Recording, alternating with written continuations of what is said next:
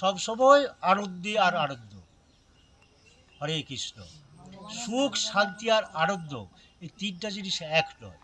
সুখ হয় দেহের, প্রচণ্ড তৃষ্ণা পেয়েছে, এক গ্লাস কেউ ঠান্ডা জল দিল, খেয়ে আরাম পেলে, সুখী। শান্তিটা কিসে? শান্তি হয় মনে। কীরকম শান্তি হয় মনে? ছেলে মেয়ে পরীক্ষা দিয়েছে, পাস করবে কি করবে না একটা টেনশন থাকে। যখন দেখলেন যে পাস করেছেন, বা ছেলে বাইরে গেছে, রাত 10টা বেজে গেছেন, ফোন করছে, এই যাচ্ছি মা, তারপর দেখা গেল 10টা 15 এসে গেছে, তখন শান্তি, মনটা শান্তি হলো। সুখ শান্তি গেল। আনন্দটা কিসে?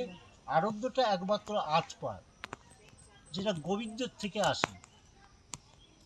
গোবিন্দকে খুশি করতে পারলে দেখবেন আপনা আপনি আপনার আনন্দ আসে। হরে কৃষ্ণ, হরে কৃষ্ণ, কৃষ্ণ কৃষ্ণ।